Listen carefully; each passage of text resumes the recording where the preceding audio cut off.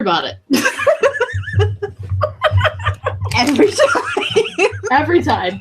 I'm like, yep, let's start it live. Wait, I gotta do this really quick. And then there's us cracking up for the first 5 minutes of the video. Hi, guys. Let me use this other thing so I don't hear myself double time, because that's distracting. I already hear myself enough in my own head. So, first of all, sorry for being a little bit late, guys. We're about 6 minutes over. I usually run my husband to work before these, and today we were running a little bit late. Also, there's this thing doing that. What is this? Oh, now she's going to be annoyed the whole time. That's it, just Capricorn. This is, look, can you lay flat? Yeah, we can be friends. Okay. Anyway, so you guys, if you don't know, this is part 2 of part 1. Yeah, part dos. We did part 1 last week on Joey's channel, who you hear giggling. Uh-huh.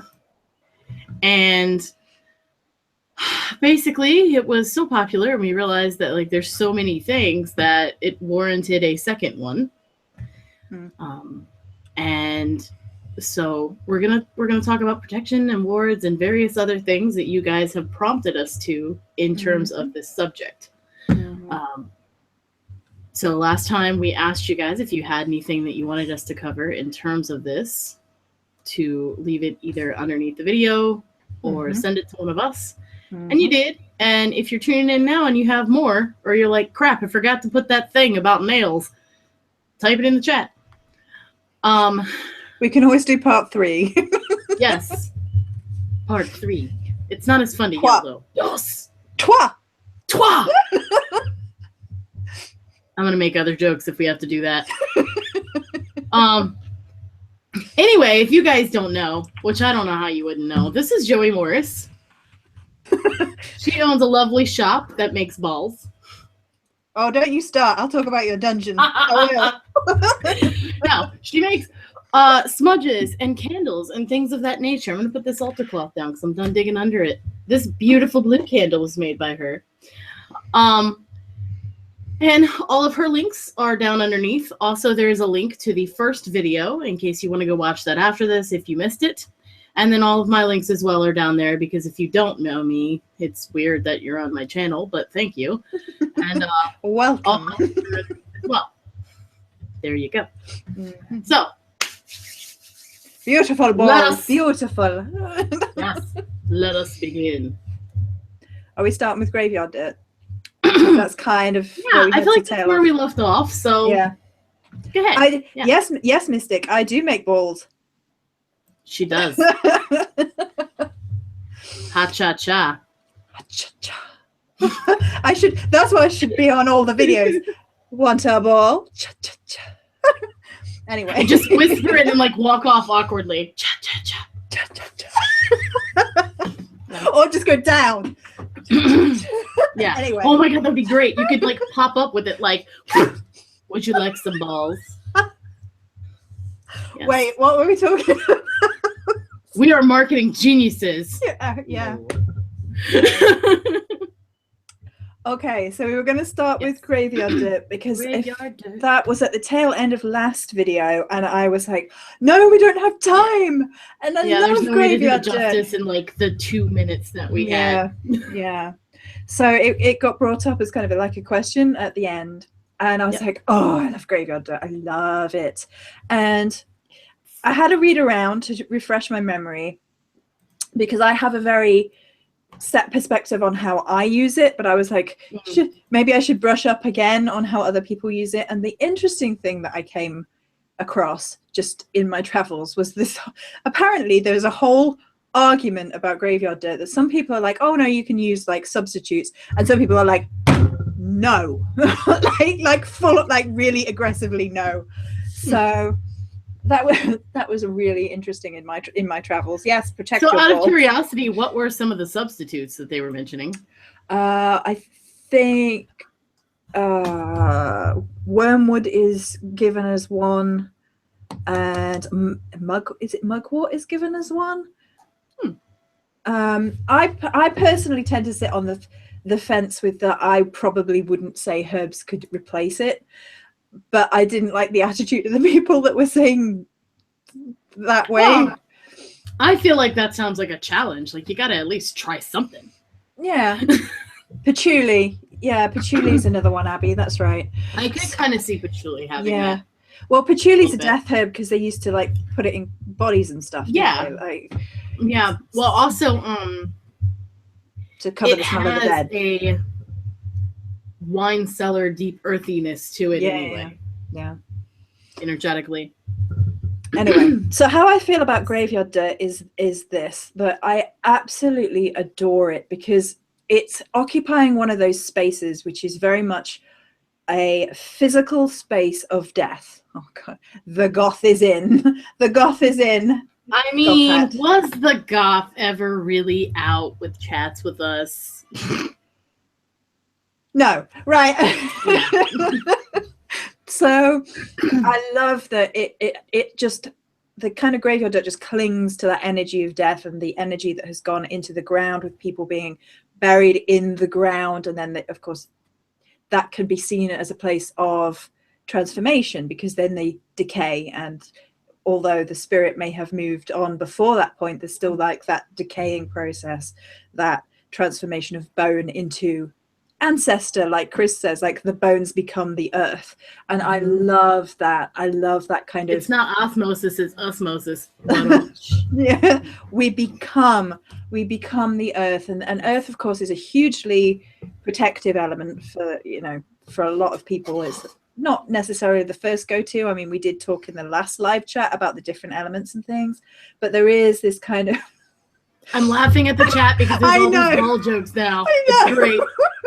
I just look over. Patchouli is a maze ball. Patchouli is a maze balls. Get it? Because Joey makes balls.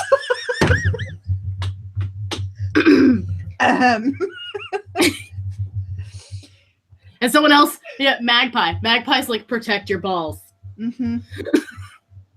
or protection balls. One. They act as the protect. Anyway. Yeah. Totally serious thought. Derail. and an earth sign. And the Virgo. Right. Okay.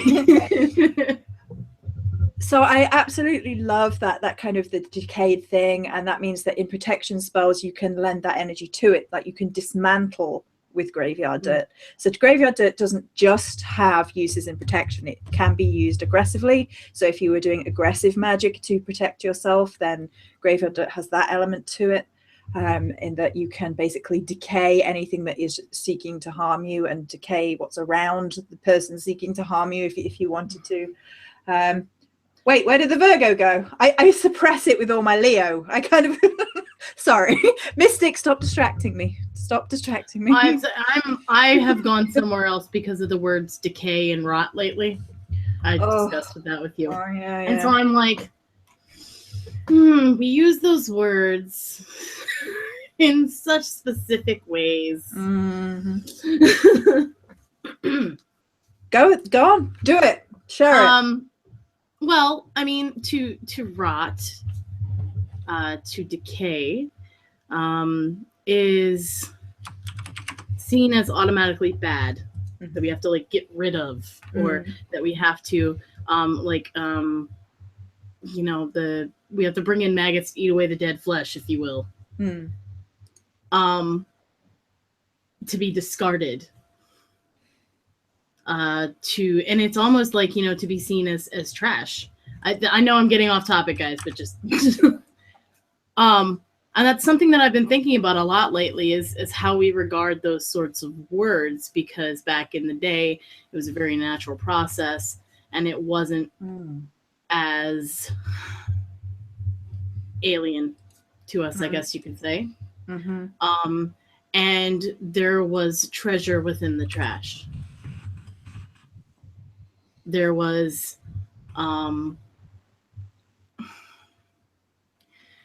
so if you guys don't know, I work with Hell. And Hell is very adamant about nothing is wasted. There is a purpose to everything. And beauty and everything as well. Yes, like rotting in hell. And she is half death. She is half a rotting corpse. And instead of trying to get rid of that side of herself, she says, no, this is simply who I am.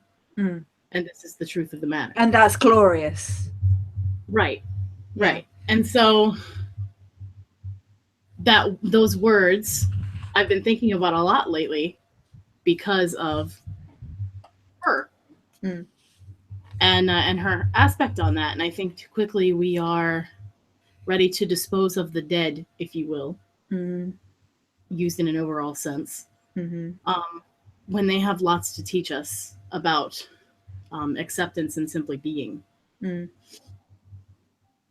that a bit too much of a ramble, guys? No, I enjoyed that. Those are my thoughts lately. So Julesy Poe just said, I see life in decay. And there's that interconnection between life and death is very paramount in decay, because decay feeds creatures around it, creatures and the earth. It feeds into the earth. Into them becoming the earth. Yeah. So it's, again, like Cris and I talked about, that little bit of life in death and that little bit of death in life, and that kind of balance and equilibrium that kind of exists between. Yeah, death feeds life, absolutely. The circle of life. I saw oh god, Magpie's like, decay and rot makes me think of mushrooms and fungi. Don't get me started on the mushroom suit. Don't get me started. But I was watching a scientist the other day, and he was being interviewed, and they asked him what he thought happened after you died. And he was like, well, nobody knows for sure fully. He's like, but I can tell you scientifically what we've found. And he talked about energy, and he talked about how when he died, he wanted to be naturally buried so that he could go into the earth, and that all of his energy that is living could continue to live on through the other things that would be eating him and feeding off of him and like sustaining life, because essentially to be alive means to burn energy. It means to run off of things. It means to eat so that we can keep going, and to not. I just got distracted by Magpie being, oh my god, the mushroom suit. Sorry. The mushroom suit is freaking awesome. Oh, you guys. The mushrooms, please explain the mushroom suit. Otherwise people are going to be like, the mushrooms? I feel like the Muffin Man. The Muffin Man? The Muffin Man who lives on your land. The mushroom suit. The mushroom suit. He lives on Mushroom Lane. Yeah. So the mushroom suit is this invention that this adorable girl on TED Talk talked about. You guys can go find it. Anyway, it is a death shroud, essentially. You put it over a body when they die. And it is, there are patterns, the exact patterns that mushrooms would grow in. And there are spores stitched into the suit everywhere. And these mushrooms, this exact brand, has been trained to feed off of human flesh. And she did this by feeding it little pieces of hair or nail, like her own, slowly over the years. And so it's turned to do that. Now, the cool thing about this is that mushrooms filter toxins from the land. There are over there's like a ridiculous number of toxins in our body. And when we die, we put it back into the earth. So we are basically like a chemical shitstorm going back into the land. And mushrooms can not only take that land and purify it, but they can also purge the toxins from our body as well. So it's like, not only are you not making the land worse, you're also actually making it better when you get planted in a mushroom suit. Planted. You like how I said that? And it's freaking brilliant. And also, yeah, they're edible. So if you want to eat the mushrooms, like circle of life, but not everybody does. I'm just saying. But that's so cool, right? Go look that up. Look up TED Talk mushroom suit. It's fucking great. But after this, first, let us tell you about Graveyard Dirt. after this. Welcome to the flux Veer way with off. death. Well, they should know by now that when we get excited about death aspects, that's it. Chat derailed. Yeah. I mean, that's this is a Death Midwife's channel, guys. There's going to be a lot of that. I like how she says that. It's half my channel now. Because she's stolen That's half true, of mine. I have half of hers, so this is half hers. By the way, I had... Anybody want some Grandma Ethel shiitake soup? So I've had ramen for the last 2 days, and that's had shiitake in it both days. Oh. Yum. Death mushroom, anyway. Yep. So, yeah. So that bonding with the earth is actually a big part of protection magic, though. So that works. Witch and Burb says, not to mention the chemicals they put into our body when we die. Yuck. Yeah. Let me talk about that for a second. Oh, here we go. Embalming is optional. Mm-hmm. Don't let them tell you otherwise. Unless you have a funeral that is days and days and days out, and the body can actually keep a lot longer than people think, don't let them make you pay extra for freaking embalming. Do you think that Muslims or Jewish people pay to get embalmed? No. It's against their beliefs. They cannot make it legal. But they will push it on you like it is. Mm-hmm. So you don't have to put chemicals in the body either like that. Mm. Just saying. Mm-hmm. I feel like I'm like the end of like an end of school show program. Like, know your rights. That's it. Death. Know what's up. Anyway. Yes. So for you, Alan, he says it's in his advanced directives not to be embalmed due to religious preferences. Cool. My graveyard dirt is from my father. He was 6'4" and wolf-like.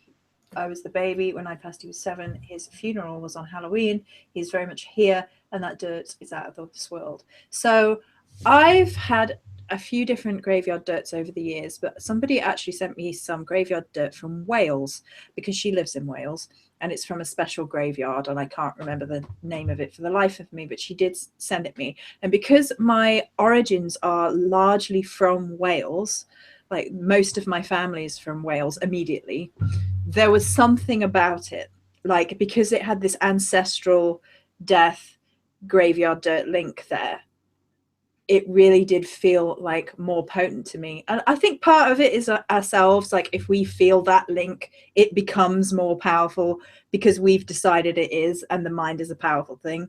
But there is definitely a stronger energy of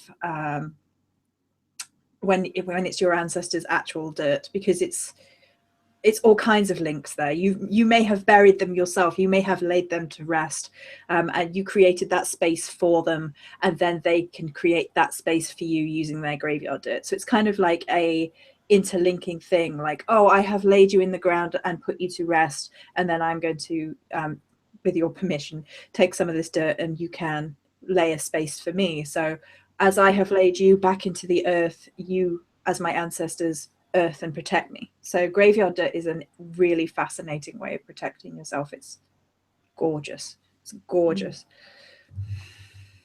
There is, I think, also folklore that certain types of graveyard dirt, the dead can't cross over it because the dead are guarding it. So like if you take your family's graveyard dirt and create barriers, that is, in folklore, it's said to say that the other dead can't cross in there and like fuck with you because your family and your ancestors are there in spirit and creating a wall. Well, if you're thinking of that in terms of like how they would have rotted into the earth and become the earth, then that's also very literal. Yeah. Like marking a territory. And just to say out loud, I do highly recommend Ask a Mortician, guys, if you're interested in what I was just talking about. Mm-hmm. Caitlin Dowdy is amazing, and she has a few books out now. Highly recommend her. So Lisa Pie 81, what's the ethical way to get some graveyard dirt, or does it have to be from a certain person? It doesn't have to be from anyone specifically. It's in a lot of ways, it's just easier if it's from your own family, because you're kind of like, I'm here anyway, I'm putting flowers on this grave, and then I can just take a little and nobody's going to look at me. Whereas if it's more of an excursion than that, then it can even feel a little bit just more shifty. It depends what you mean by ethical, because I nearly did a whole video on this, and I should have done, of set of guidelines for graveyard dirt collection, like graveyard trips, because I go through a whole ritual process with getting graveyard dirt, in which I cleanse myself first. I do a whole mini ritual before I'm going. I might even dress as if I was going to a funeral, which isn't hard because I have gothic clothes, but like I dress appropriately, and it might be white, which I associate more with death than I do black. Well, yeah, exactly. I was actually just going to say it also depends on like what spirituality you're branching from as well, because I know like if I remember correctly, Yoruban priestesses in church would wear all white. I know Avalon had a video when she and her coven mates were going to a graveyard, and they wore all white and they covered their hair, which is a big part of it, so that like the dead doesn't latch on to your spirit, essentially. Yeah. So it's also a process of finding like where that lies for you. But and I mean, especially if it's going to pick up dirt from your family. So that's all. Yeah, it's basically a personalized ritual, depending on kind of personal preference, which kind of is all ritual, really, isn't it? It's personal, and you take your own flavor on things. But I go to the graveyards quite regularly. I do the Forgotten Dead and things like that. I go and take offerings for the Forgotten Dead, so I do this fairly regularly. I always take coins, and I leave coins at the gateway for the guardians of the dead, because this is a big thing.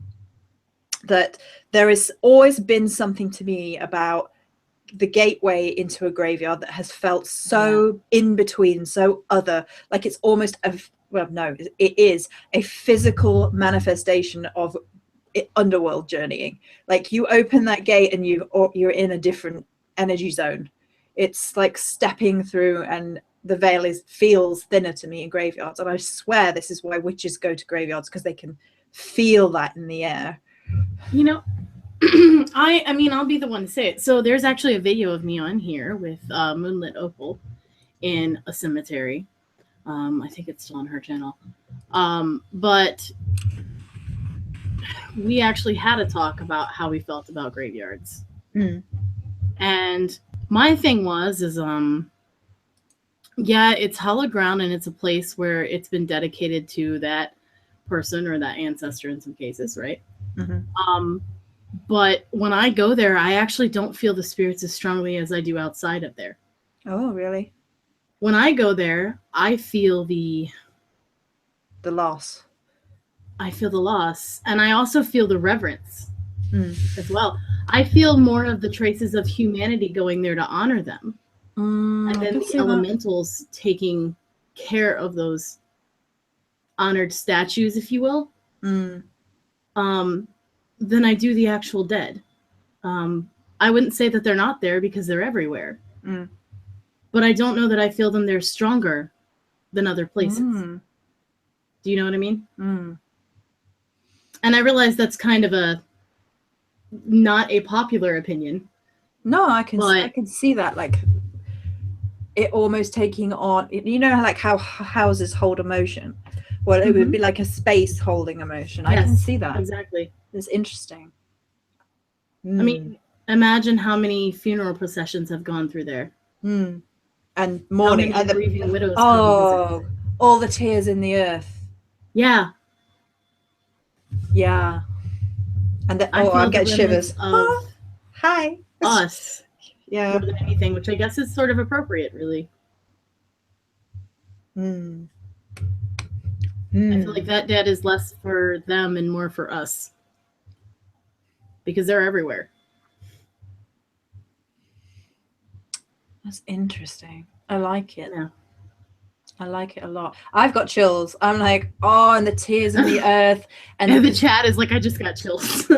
I got chills too. I was like, because the tears into the earth in the morning and the ground holding those tears and it being like a sacred like communion between like the loss. Well, and that's another part of that exchange that we've been talking about too. Yeah. Death in the tears being the physical manifestation. And the ground taking on a piece of it. Yeah. I always bring coins, flowers, or white candles whenever I go to graveyards. So I always do the coins at the gateway, and I think I must have just read it somewhere and it's just stayed with me, because I couldn't tell you where I read it first, but it's stayed with me. Coins for the guardians of graveyards, for sure. I sing. That does not surprise me. They're not physical things, but I sing because, especially to me, like, actually, the main graveyard that I grew up around was next to a church that one side of my family went to. And that side of the family also happened to teach me how to sing a lot. And so when I enter, I sing a song, and then I sing at the graves. And if there's a grave that I feel like hasn't been paid attention to, I'll sing to them. Honor the forgotten dead, yeah. Yeah. So instead of leaving physical things, most of the time I leave my voice, because I feel like I always have that with me. I definitely, so what I've mentioned this a few times, but I'll mention this again. In big ritual moments, I take apple slices around the autumn equinox, and I take rose petals around Beltane. And I do sing as well. I'd not even thought to mention it. Or I do speak to them and do that kind of exchange as well. And that is very much, to me, part of the ritual. This has not been protection magic. No, this has very much become the ritual to me of honoring the forgotten dead. And this sort of led on to ancestor work, because then I eventually made the connection that just because I didn't immediately know my ancestors didn't mean I couldn't honor and work with them and couldn't reach out to them. And I was like, you've been doing that all along while you were honoring these forgotten dead. You just didn't make the connection straight away. So Tears of the Earth is part of a chant I wrote a while back. Raven, dreamer, magpie. Yew trees. Oh my, oh. I love you. Magpies in the chat. I'm waiting. Yew trees. I love yew trees. I sent Chris English you. I was like, I'll go get you some. And I lost my shit. I didn't expect it at all. It was not prompted. And I pulled out the baggie and I went,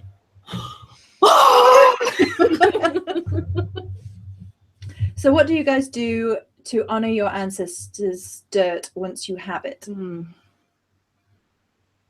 I don't know if you honor the dirt or if you work with the dirt. I mean, you can honor and work with the dirt, but it is taking something to work with. It's not necessarily taking something as a keepsake. It is part of the witchcraft process.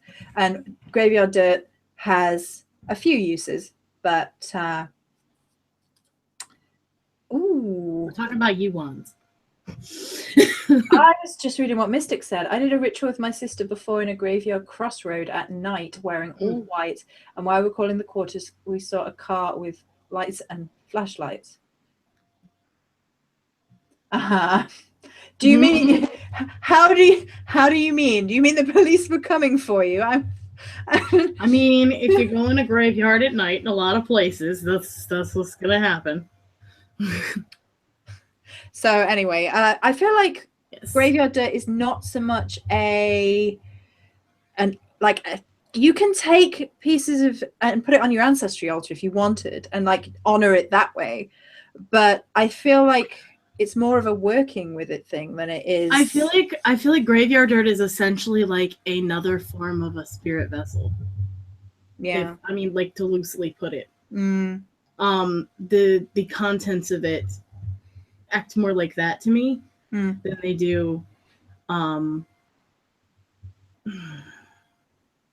something to How am I trying to say this, Joey? Reverence, sacred. Yeah. Well, and the fact that like it holds it, like there's emphasis on that. I don't know. I wish I could word that better for you guys, but that's what I got. Like a ritual component. Yes, graveyard dirt is a spirit vessel. Yeah, okay. Yeah, see, Alan's picking up what I'm putting down. I'm saying. It could be really good for underworld journeying as well. Fingers or feet in it and just whoomph. Just saying. I clean graves because I feel it needs to be done. That's kind of what I do with honoring the forgotten dead. Me too. Yeah. Because it used to make me feel so sad that there was these people who had lived and loved and made mistakes and had made decisions and nobody cared anymore, like to the point where like they were defaced and all the rest of it. And there were some things that made my heart heavy about that. So I thought even if it's just touching the gravestone and being like, I remember that you were here, it's just an act of compassion in some ways and like a reverence and an honoring in another. So yeah. I think though a lot of witches feel like they are shepherds of the dead, and not all witches, but many witches feel like they work in so closely with spirits of one kind or another that they feel that kind of tie to graveyards and things that they want to honor them. I think that a lot of witches understand that in honoring the dead, they honor themselves as well. In honoring, I want to say I would hope so. I want to say I would hope so. Well, I mean, there is a certain process of remembering that happens, and when you're speaking in terms of the dead, of the forgotten, of those who've been before, that ties in really well. So I would hope so.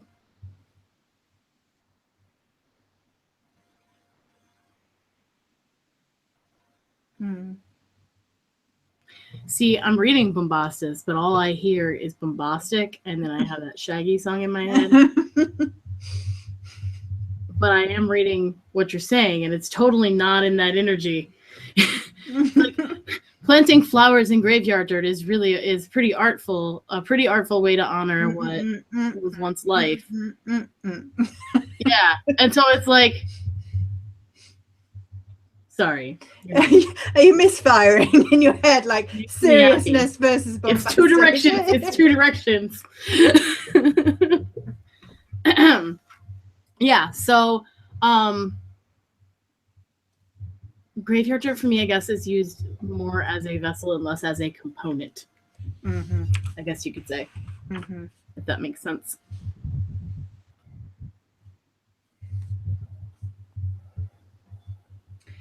Well, I love reading the headstones as well and figuring out the symbols, because there's a lot of like grave symbols that. It's good, isn't it? It's a historical exercise in. That's interesting. Yeah. I know someone who makes rubbings from gravestones. So, my biological mother, who I don't care for, but she used to have a friend who used to take rubbings from gravestones, and then she would use the rubbings to create textiles, and the textiles would then become part of clothing or part of like wall hangings and things like that. So it's these days you probably 3D print, but she used to like take and kind of like transfer it on and use heat to like there's this special paper stuff that you can use, and you can like put it on and like make materials and fabrics and things. So it became kind of like the living tapestry of life with death in it, which was really interesting. That's really cool. To wear death on oneself. Well, that's the opposite of cutting away rot. That's owning. Oh, that's hell. That's honoring. That's hell. That's when you said that, I'm like, ooh. Yeah. I love that. Yeah. Anyway. Should we move on to another protection magic, maybe? I think so because okay. So I do want to start this one off. Not that starting off is fucking 40 minutes into it. After the 40-minute death conversation and begin. At the end of the last one that I did want to state. General protection advice: keep yourself clean metaphysically. Meditation, regular banishing, and stuff doesn't stick to you to begin with. So, yeah, I can hear you over there. I think stuff is going to stick to you to begin with sometimes anyway. Like, it's kind of, if it's a lesson you got to learn, it's a lesson you got to learn. Yep. But, yes, you should always try to keep yourself clean. You know, try to keep yourself centered. You know, yeah, it does sound familiar, doesn't it, Michael? You should work to cleanse your own temple first before you cleanse the temple that you live in. Outside of you. Which we said with, you know, like, clean yourself first before you try to clean your house. Because that doesn't, no. But yeah. Well, the thing I want to say, though, about that is because I really don't like the value judgment that comes with that if, in some cases. So some people are like, oh, well, you're clearly not cleansing yourself properly if you've got trouble in your house. Like, come on. Like, everybody has bad days and something gets in, or everybody has less, like Cris said, like everyone has lessons to learn. And how do you learn those lessons of self-protection and self-preservation unless you get a slap at some point spiritually, and then you're like, right, I need to address this, I need to learn, I need to protect myself, and then you know.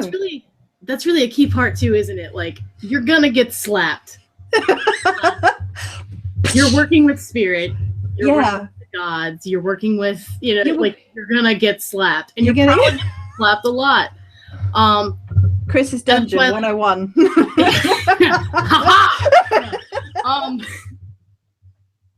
You know, it just, I see so many people when they're coming into this kind of thing want to do it the right way, and the truth is like, that might not be the right way for you, and guess what? You're gonna get a newsflash right upside the head. Yeah. Metaphysically, because they're gonna be like, that's not your way. Yep. Yep. You know, like, here's a test, have fun. Yeah. And how do we learn unless we fall down first? Yeah. And how do we realize what processes we're doing that aren't helping us and are in fact like clean mind is the first step, as beyond hi. Yes. So if you're putting yourself in like a negative mind space and you don't realize that you're doing that, then you're kind of creating your own pitfall in a way. And then if you get bitch slapped by that, then you know. Right. Stop doing that. Exactly, Asjoin. We grow in conflict. Yeah. Exactly. People want to avoid the conflict so much that they don't realize that it's necessary. Like, it's gonna happen. Just embrace the lesson. Yeah. Chris's Dungeon. Embrace the pain. I don't know what you're talking about. I do. Dominate Cris. Well, no, you know, definitely try to keep things as clean as you can, but shit happens and then you wipe. And flush. Yes, and shit will happen. It's life. So, and you either build a shit castle. Shit castle or flowers. Hashtag shit castle or flowers, guys. That makes sense if you've watched our other live streams. Yes. Not so much if you're new. Here's the brief version. The brief when one. When life hands you shit, one can choose to sit in it and mold shit castles. Mm-hmm. Or one can use it for fertilizer and plant whatever they want, like pretty flowers or something. Like graveyards. Like graveyards. Bam! Like... We're bringing it back around. See? That's it. We did it. Needs a little effort.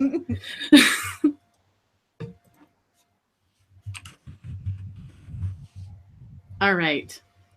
So the next one was from Rafaela Flores, which was, what's the best way to cleanse the whole family?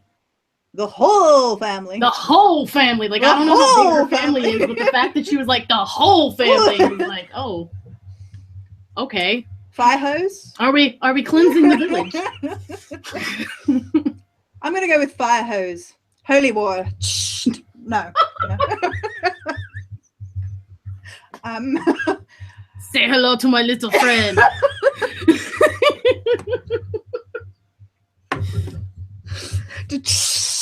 No.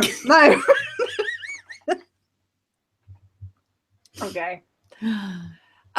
The thing is about that, though, is that firstly, it depends where your family is at. Like, if your family isn't in the same spiritual space as you, it can be a bit disrespectful not to be like, I want to cleanse your ass. And if they're not into it, then I just picture someone running at them with lights, like white sage, like. Oh!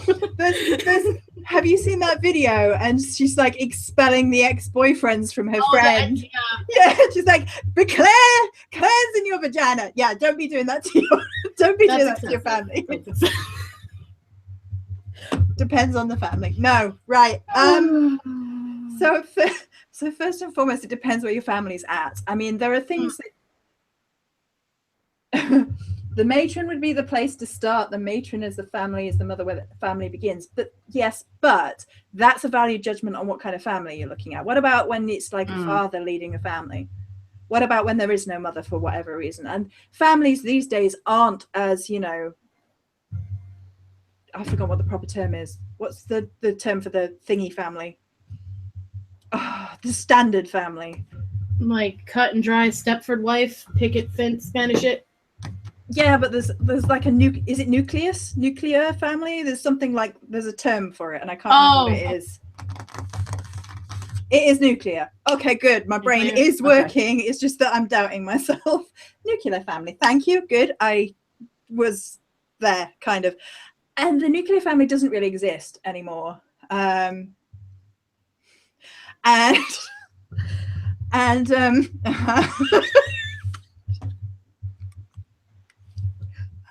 some families also consist of like empresses.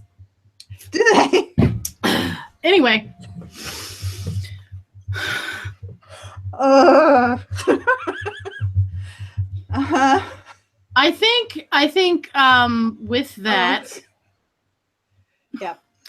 I think with that, it would be beneficial to use whatever they do believe in. You know, to work with that. it. Yeah. Because, like, for instance, Catholics wear a lot of saint pendants and things like that. You know, there's things that you can work with.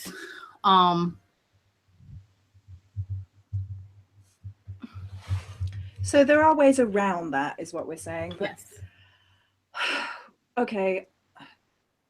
Would you also, I think there's also a degree, like with the person who's cooking, if you're doing a lot of like family meals, that's also a way to nurture and strengthen. And you can do that without being shady. Even you can just use like thyme or rosemary. You're putting love into it. Yeah. Yeah, as long as you're not being shady with what you're feeding people. Because even if you were using just like rosemary or sage in cooking, that would be cleansing. That might be the way to do it. Go from the hearth outwards, because the hearth is the heart of all homes. Exactly. So go from the heart outwards. Yeah. Yeah. So yeah, that's what I would say. Don't focus on people. Go from the hearth outwards, and then cook, and then go outwards. And I think that's how I would do it.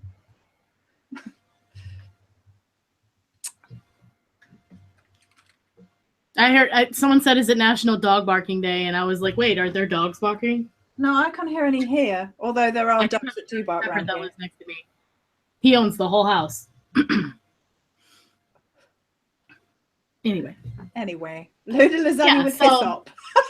Don't do that.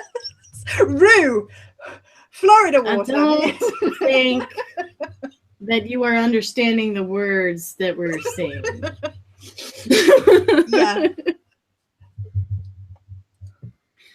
And that was actually something that I mentioned briefly in our last one too, Melinda, because she's like, I love that idea, cooking. Which is putting sigils and things of that nature into the things you drink, into the things you eat, infusing and them, and that can extend beyond you. If you are cooking, you can put some sigils onto the instruments which you are cooking with. Yes. And depending on what kind they are, of course, do not be like like cross-contaminating your food or anything. But like even on the cooker, you could have like a little you could use oil, a little bit of olive oil as you're cooking on your oven, and you can make sigils, and that would then set the tone for what you're creating and cooking. So that would work really well. Yeah. And it's simple as well. Yep. All right. So the next one. The next question was color protection. This was from Magpie. She wanted to talk about color protection. What, you mean black? You mean like my soul? You mean right? Like everything is like everything. Oh, you've got a whole cloak thing going on. I know, right? Where's my shawl? A shawl. It was around here somewhere. Oh no, have I moved it? Damn it. I can hold my obsidian up. So black and white are my two favorite protection colors personally. Yes, but you can use any color for protection if you wanted to. You would just adapt. Like again, this is one of these things that I really truly freaking hate, when people are like, you can only use this color and you can only do this and my voice becomes like this for reasons. I don't know why, but you're like an Italian robot. That's what Italian robot. That's apparently being dictated to makes you into an Italian robot. Who knew? So and why an Italian robot? That's bizarre.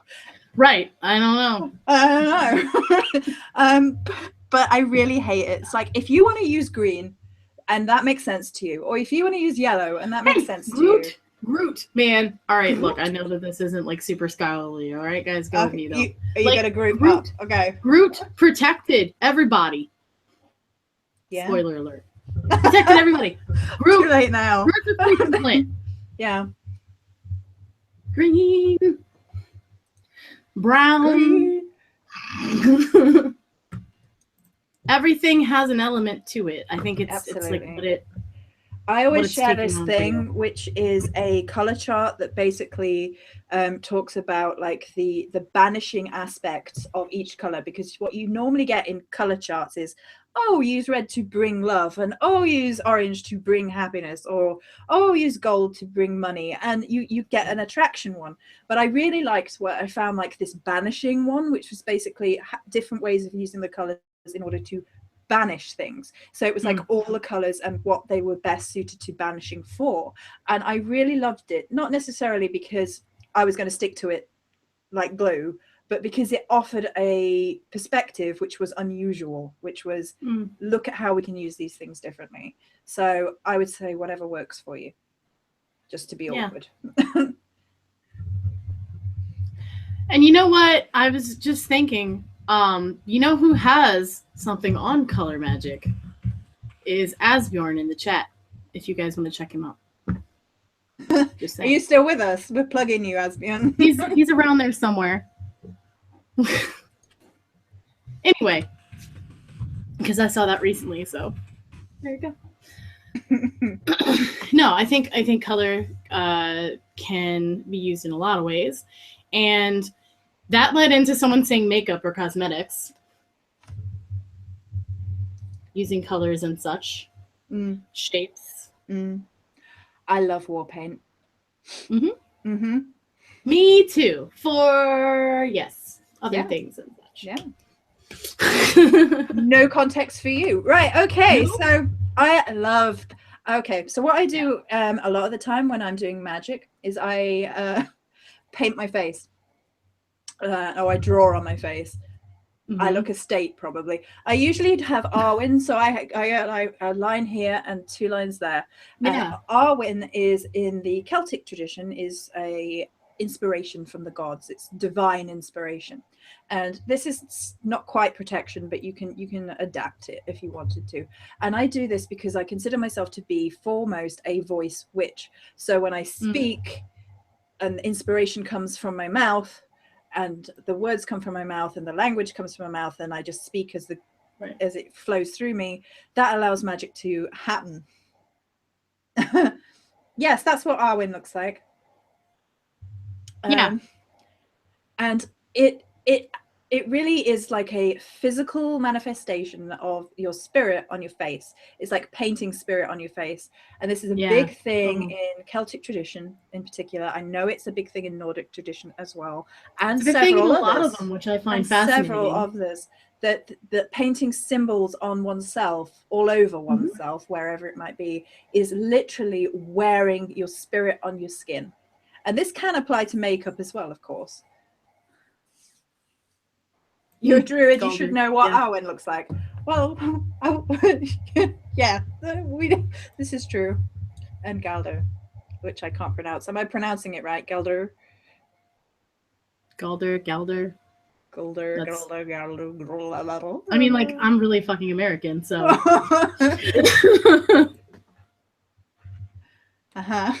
But I've always said Galder. I don't know.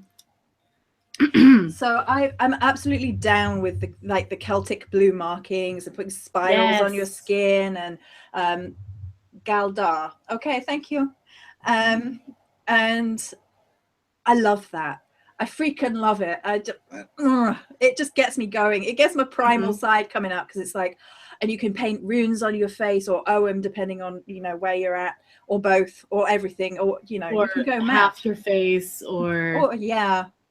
All kinds of so things. What keeps happening to me, and I'll tell you this is kind of private information, but I won't give any details, but I will go roundabout. So I had to do protection magic recently for someone else, and instead of my usual markings, I had a black line across here, and I was like, what the fuck is going on? But I didn't do that. Morrigan did that, and Morrigan took her 3 fingers and went thunk.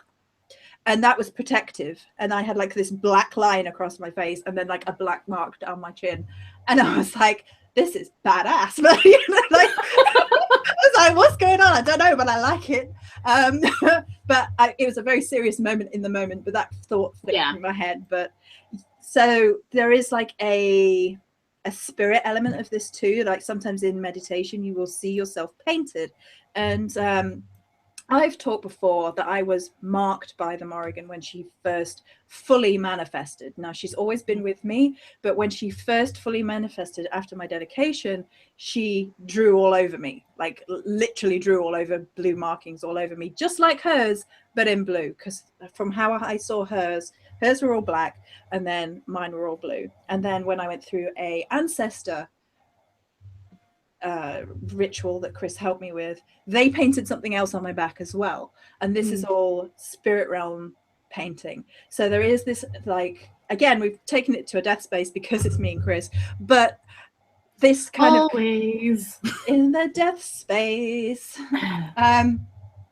But I love that. And there's something so, I don't know, it's like earth and spirit and all coming together in one kind of big crescendo of spirit. I don't know. I haven't got the words. I've just got like this, and it's just, oh, I love it. And it's becoming balls again. I can feel it right now. It is.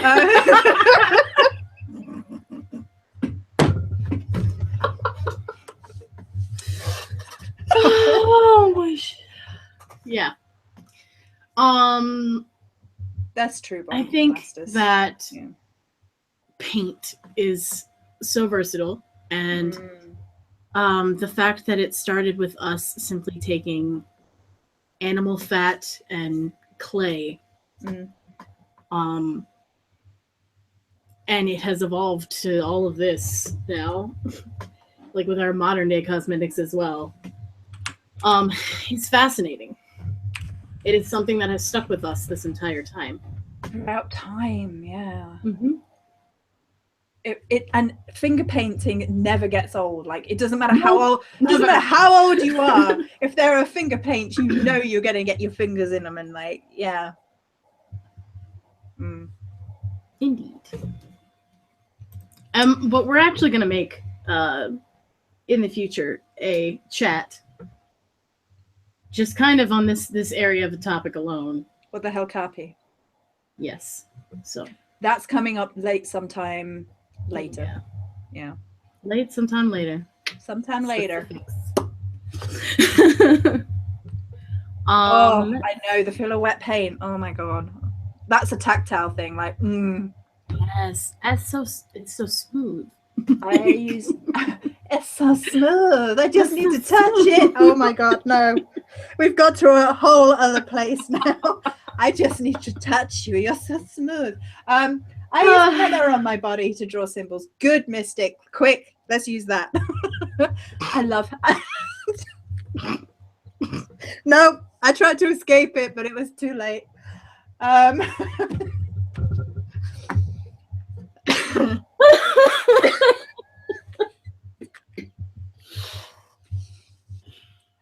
back. All right. I'm back. I'm not. Uh-huh. All right. The next one is from Samantha Menzo, and she writes. Samantha Menzo writes, "I need like spectacles." This is like Agony Aunt Chris and Joe from the Death Space. Go on. Oh my God. I am coming into my mediumship and I'm trying to be open to everything but stay protected. But I seem to keep picking up energy gunk suggestions. So trying to be open but also protected. Okay, so the time of opening yourself up to mediumship can be the most unsettling. Freaking right? Yeah, time of your life. And the thing is that I have always seen spirits and I grew up this way. So I will tell you, as a child, not knowing what I was doing and not having any guidance, I had some pretty scary run-ins as a kid with like ghosts and spirits and not very pleasant entities. And it can be frightening, especially when you're young and you don't know what on earth is going on. And as a child, I in the end managed to shut it all down until I was ready to open it up again. So I managed to just shield and shut it all down as a child, which is obviously not something that applies to this situation, but it is something that maybe applies if your child is suffering with this. It's possible to shut it all down. So opening up to mediumship is basically trial and error, like anything else. It's also possible to teach the child to own their space as well. But that's only if the person knows what they're doing in order to teach them. If they don't know what they're doing, then sometimes just closing it off until they're ready is a thing. So their own fear will become quite a block in that process as well. So as Esbjorn said, grounding often is a good starting step. Absolutely. When you're opening yourself up to the spirit realm, often we don't anchor ourselves, and anchoring ourselves is incredibly important. To anchor oneself into the realm of the physical whilst one is accessing the realm of spirit is kind of pivotal as far as I can see, because you are linking yourself and somebody in a previous life did not anchor themselves and went off a cliff. I don't know what you're talking about. Who would do that? And so how you ground yourself and anchor yourself is entirely up to you. Some people see it as like a thread into the earth. It's usually through the root chakra. Some people see it as rooting, like literal rooting, and that's a really, really solid way to do it as far as I'm concerned. Like literally root yourself to the ground. Your feet have roots, root yourself. So that can be a really good way. Stay cleansed. Yeah. So you're not attracting like gunk. And then I think somebody has in situations like that, I always think about being like the world tree or the Yggdrasil. Exactly. I was thinking the exact same thing. You have to both extend and ground. Like you have to extend in both directions, not just one. And everybody thinks up, but you also have to go down. Sideways. Yes. Sideways. So, Esbjorn, you're on fire today. Fear attracts what you fear, rabbit caller. So exactly. This was a big lesson for me recently, which was the lesson of the rabbit caller, which is that when you are terrified of something, you will draw that to you, especially when you're a spiritual or magician or whatever you want to dictate yourself to. And that's really a big part of protection right there. That's like one of the key places that you start is like, am I afraid of this? Why am I afraid of this? All right, so if it happens, then what? Like, you have to essentially name it, and Own take it. its power away by shadow working through it. Yeah. And Cris said to me, you know, and when we were talking about some of my fears, this is a little while back, that often the fear of it is worse than the reality of it. Like we do this thing in our heads where we're like, and it kind of like builds and builds and builds and explodes. Sounds exactly like that. That's the noise of fear in your head. It's true. It sounds like the Rakanishu from Diablo. Now all I can think of is like, give in to your fear with Diablo. Like, no, that's not what we're doing. Anyway, your fear is all stay a while and listen, and you're like, I got stuff to do, man. Stay a while and listen. Yeah, so if you don't play Diablo, you get none of these references. I'm sorry. Girl gamer geek chic right in the middle of our death talk. But yeah, absolutely. So there is two other points that I want to address on. I mean,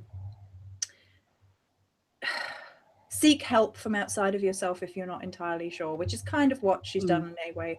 But if you can reach out to fellow mediums and ask them about their techniques and see what resonates with you and see if they can help you if you're having trouble. We all need assistance at some point with like sometimes just grounding ourselves. Sometimes if we've got a particularly difficult spirit or entity around that we can't deal with, there's no harm in reaching out and getting help from people who are there to help and care for you.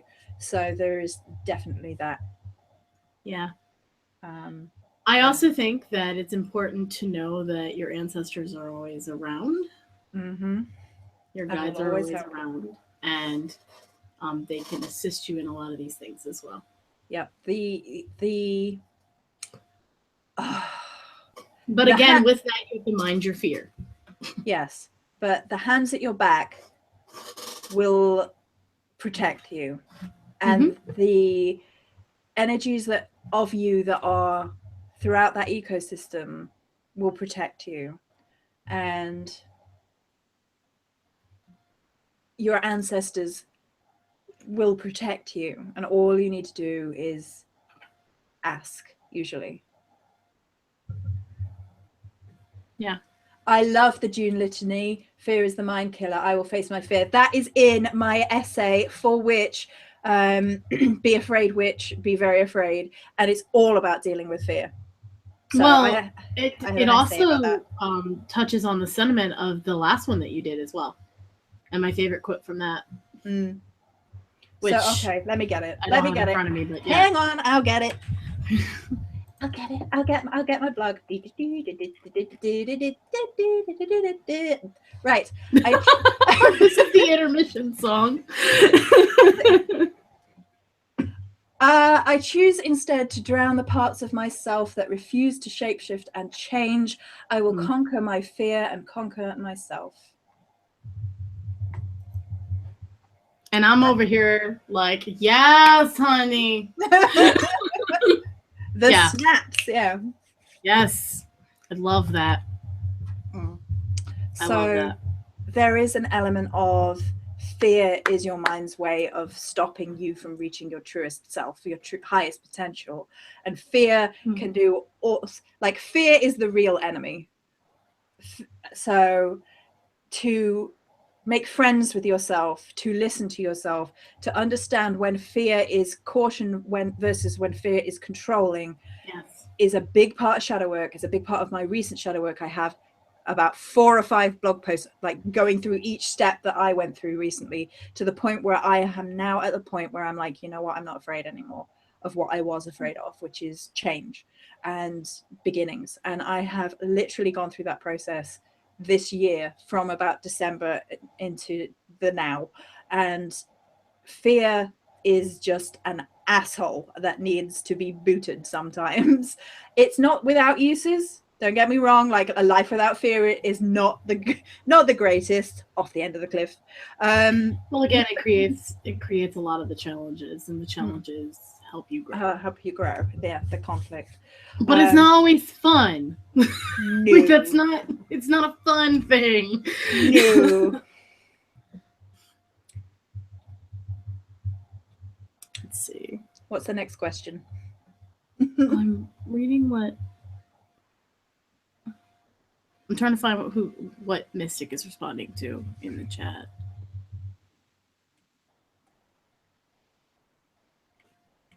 What did we miss? I don't know. I think I'm missing it. I don't know. Fear is an indicator of what we value also. That's Asbjorn. Yeah. So a while back, I did an interview with Joanna DeVoe, and it was like a while back.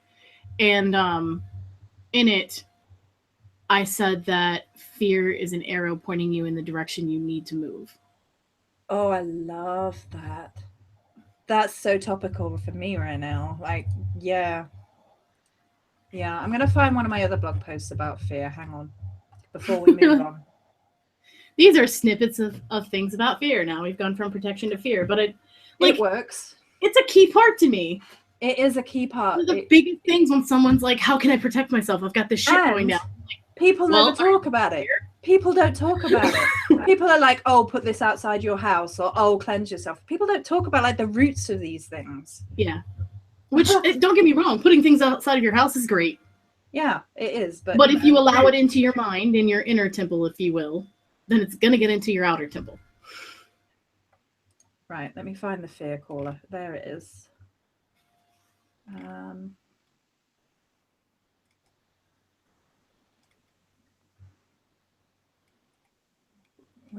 Where is it? Because I've got a really good quote that I really, really want to share if I can find it. Hang on. Did you have any comments on the last one for questions and things? I have not looked at that recently.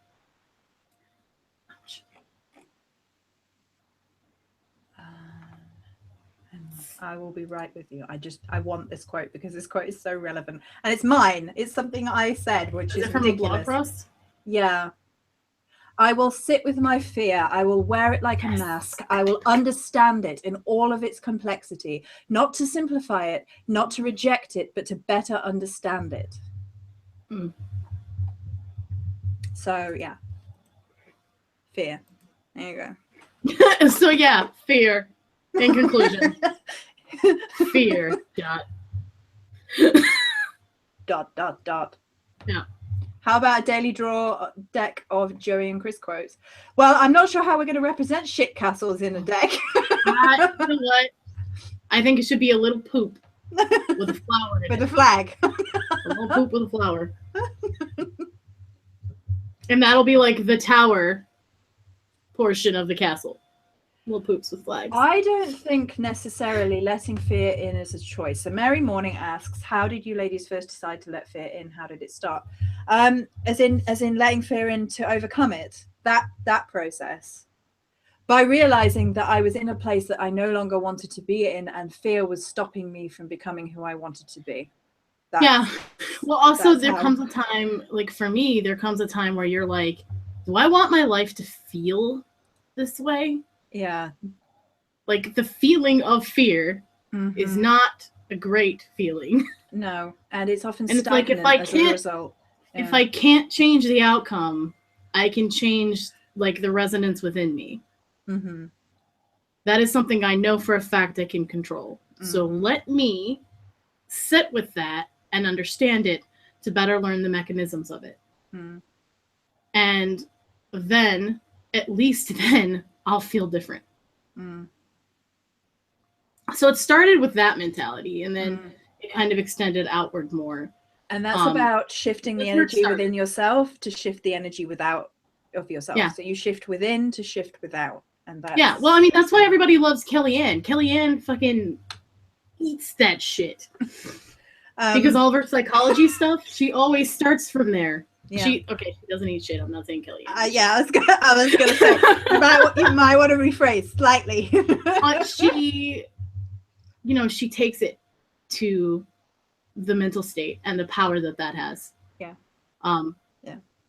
Because a lot of people don't, and that is a fundamental thing. for me personally at least, as a witch, as someone who is a magical practitioner. Are there any more fear questions before we talk about something else? Because we could talk about fear a lot. Because we could do 2 hours of that, and I feel us like sinking into it, like.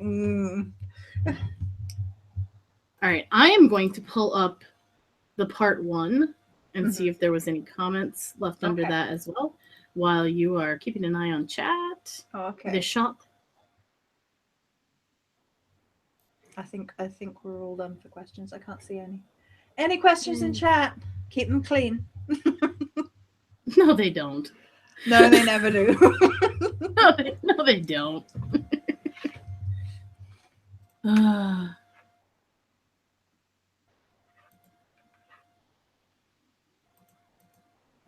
Okay.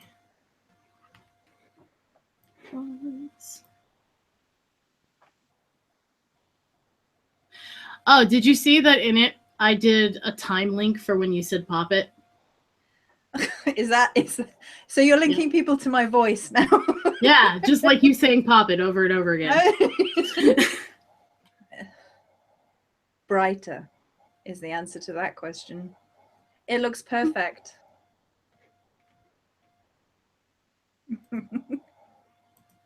How big are the balls you make?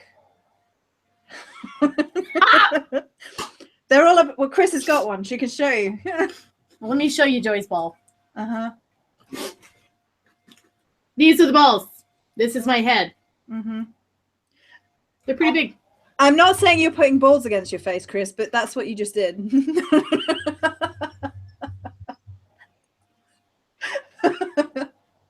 It's on my chin.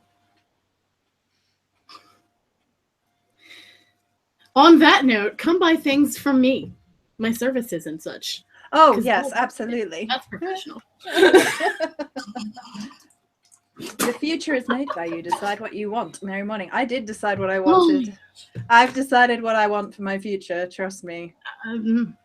Yep. And fucking good for you.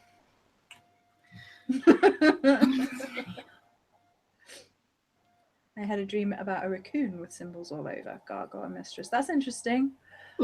Raccoons are kind of in with the foxes kind of energy because of how they mask. They literally have a mask on their face, and they are kind of nocturnal creatures. So it could be like a shadow lesson and a weaving in between lesson, a flux lesson. Yeah. Raccoons are also the lookout buddies. Like it's like a community effort to steal something. Josie wants to know how your anniversary was, Cris.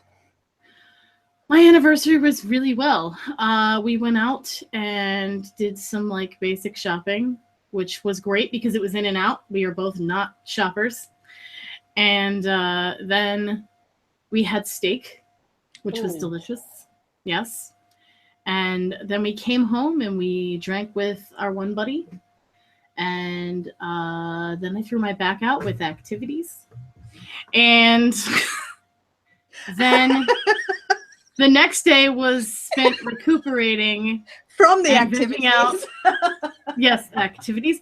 And vegging out on the couch, watching Netflix, hanging out.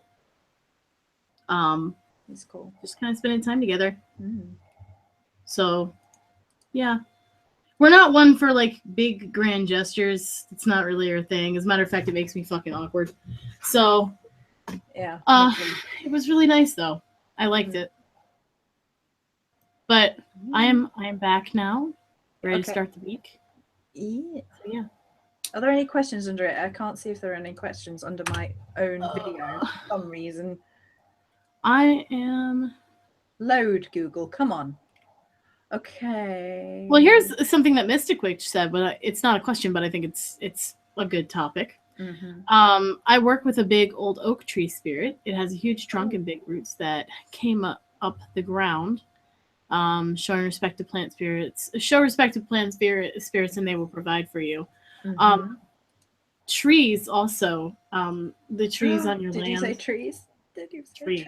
Did you say Trees, Joy. Did you say, That's why I was like, this is a good one. She's making me hot. I might be a tree fiend. Right, anyway.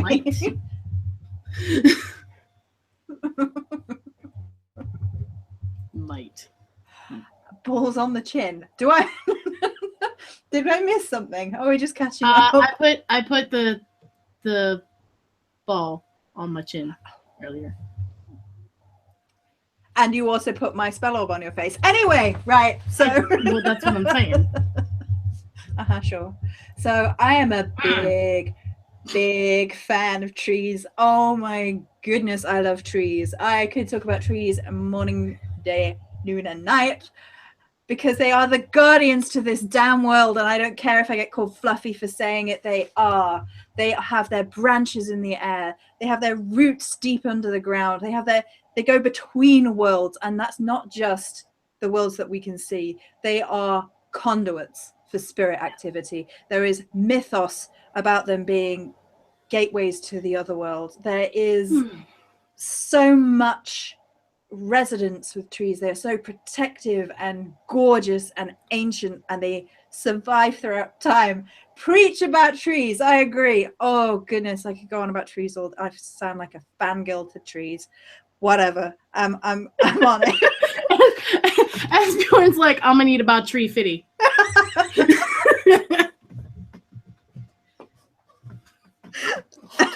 not that kind of tree. Not that kind of tree.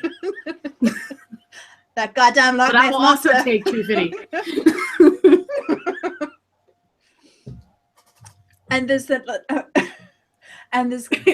okay, so you can work with the energies of trees, which is something that I have actually been doing, which ties back to the fear element that we already mentioned, because I have started talking about something which I've never heard anyone talk about before, which is the shadow element, the shadow side of trees. Because trees can be angry, trees can be pissed, trees that have lived a long time and they can see the acts of human, and a lot of the acts of human are not good.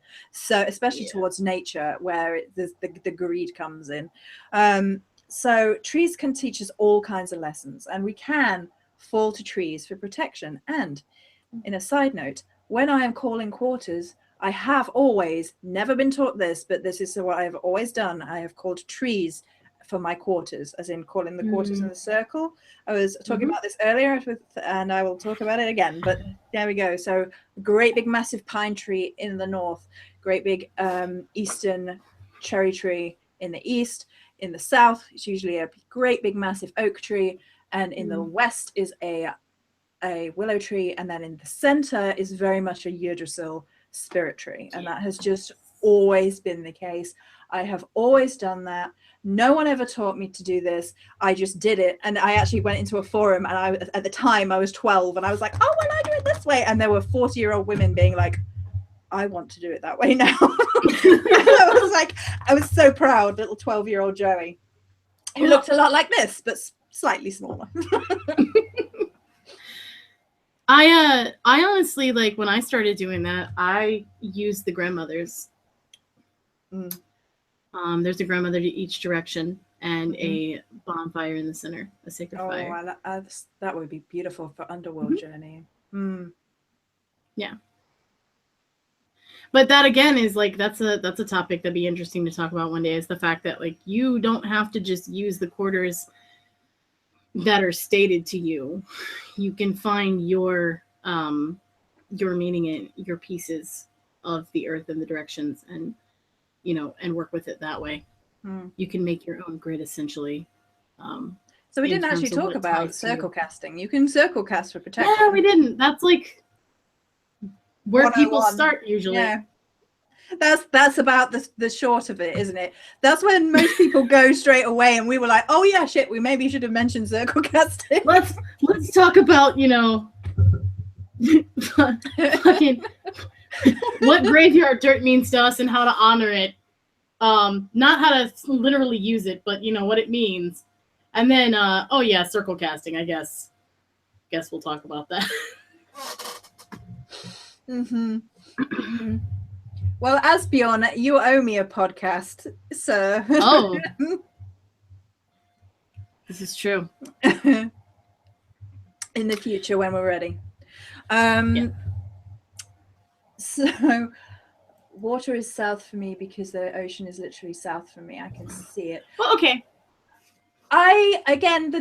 Right. So I have a video talking about the directions and the colors and the things because I created pillar candles for each of the directions, and I changed the colors, which kind of ties back to color magic earlier, for each pillar that I created. Because someone was said to me, "Will you make this?" And I was like, "Do you want the traditional colors, or can I do what I want?" And she went, "You can do what you want." And a little piece of me went, "Yes."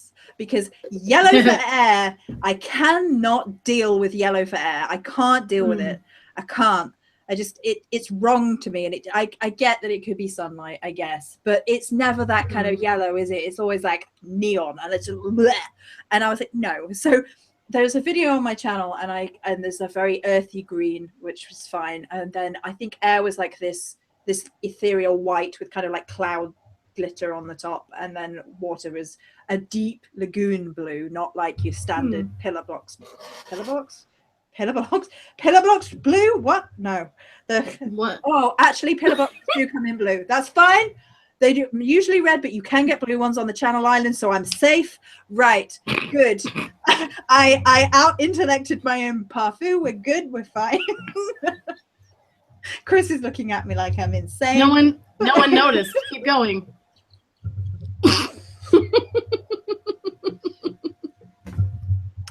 So changing up direction and color and circle casting is once again a personal experience, and whatever works for you works for you. Also, how you circle cast. Oh, that's a good point. How do you circle cast?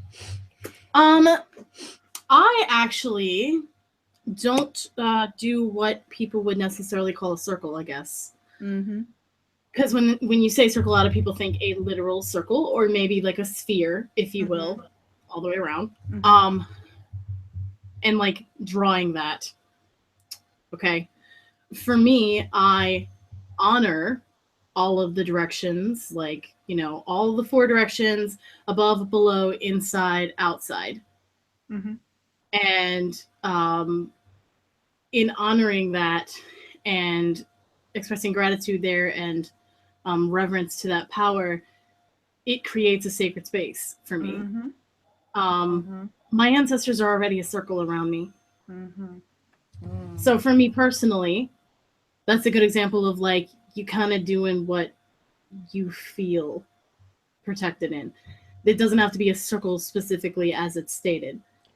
Your circle can be different. Your circle can be a fucking spiral. Some people do spirals. I do spirals. So I like to sometimes draw like the lines, although it's not necessarily a circle, but I usually like to, with my hand, I sometimes like to do that. But what I am generally doing is creating a forest. And so I start from the Yggdrasil in the center, and then the forest becomes around me. And that for me is stepping into my sacred space. And so I think the only traditional circle you might say I would use is the runes. I will draw the runes around me. I've done that when going into the void. And that's like all the energies of the universe. Yeah, so but essentially that's kind of the same thing I'm doing when I'm offering smoke to all those directions. Those are you know, all of them in the universe. So it's like acknowledging that circle is already around me. Yeah. I don't know. I have sat in a circle of crow feathers as well, which I really love doing, just because it's kind of like surrounding yourself in crow feathers. It doesn't have to be a perfect circle or anything, but it's just, it feels so more organic to be like be surrounded by the spirit of crows. I just love that. Yeah.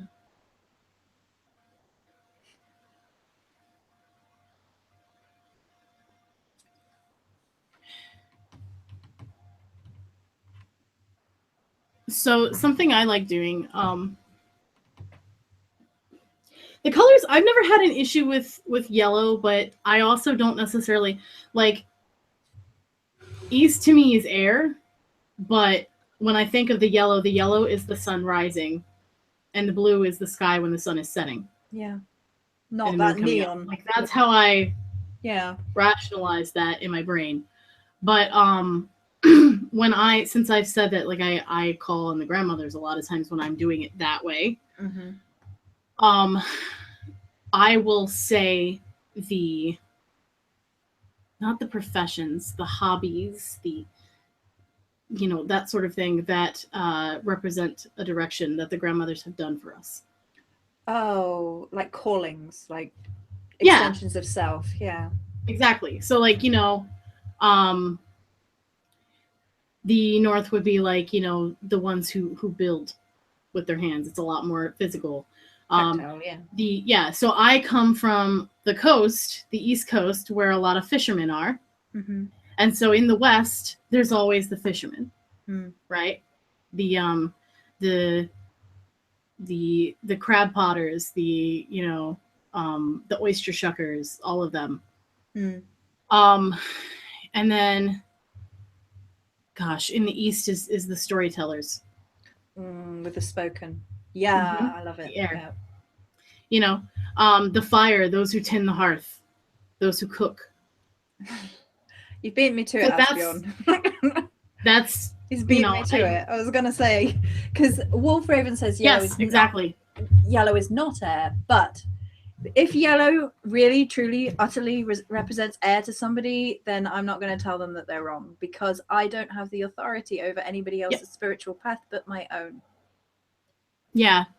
And what Asbjorn said is exactly what we're both like getting to, is that it's all individual subconscious association, all perspective. And every perspective is different. So it's just what resonates. Because what resonates with you truly vibrates within you. And then if that truly resonates and truly vibrates within you, then that's the magic that you're putting back out into the world, because it is your truth. Yeah.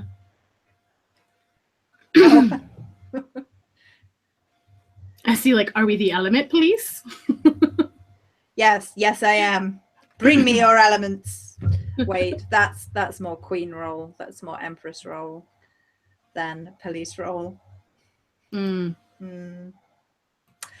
Balls, beautiful balls. We're back on balls. You're all obsessed. Balls. Good segue. They'll never know. Magic is relative. All magic is individual. Absolutely. Which is true for protection magic as well. Whatever works for you works for you. So I'm not attached to colors, especially with regards to chakras. Rather, my sense is colors. Rather, my sense is colors have their own meaning and energy. And it's all right. So everybody sees different shades of colors anyway. Like what is blue to me is not blue to you. It might be the tiniest of variations in our physical eye cortexes. The way that we receive color is different on an individual biological basis. So the whole thing about arguing about the spirituality of colors is kind of obsolete to me, because we're all physically perceiving different colors anyway. And then some people are colorblind, and some people see more colors than others, and some people have more oh my gosh, I used to have a coworker, cones in their eyes. He's color deficient, not colorblind. If you say that he's colorblind, he will say, I'm color deficient. And I used to rearrange, because I worked at retail, I used to rearrange the cream cheese boxes between the fat-free and the regular. And I would rearrange them in a design, because I had time, apparently. And because you were bored. Right? Then I would be like, hey, look. And he's like, you're an asshole. And I'm like, what? What are you talking about? Because I would like forget at first. And then he's like, I can't see it. I'm colorblind. And I'm like, oh! And then it became a game from then on. I was purposely going to do it and just like hide it in places. Because he would never know to fix it, because he couldn't see it. This has been Chris is a Dick 101. Chris's bad side. Back to the dungeon. Anyway. I will rearrange your cream cheese. How's that for ruthless? See, I could take that to such a dirty place, but I won't. Right. Okay. This entire chat has been about balls, so. It's not a leap to cream cheese. It's not. It's really, really not. All right. So, let's see how. Anything else? masks for protection, and then like sound stuff, which we talked about sound briefly, but like let me do masks. Let me do masks. Let me do masks. Chimes, things like that. Can I do masks? Can I do masks? It's like bouncing. Take it away. Masks. That's going to be the ASMR for this video. This is the timestamp for Joey saying masks. Are you turned on yet? Masks. Anyway, right. Okay. Now, let me put the link later, guys. Yeah, she does as well. There will be a link later. She's not even kidding. I was just bouncing. There was boobs. I was just bouncing. There's always boobs. Well, they're kind of covered. Well, mine are a bit far down from the camera, but they're there. Right, anyway. So masks.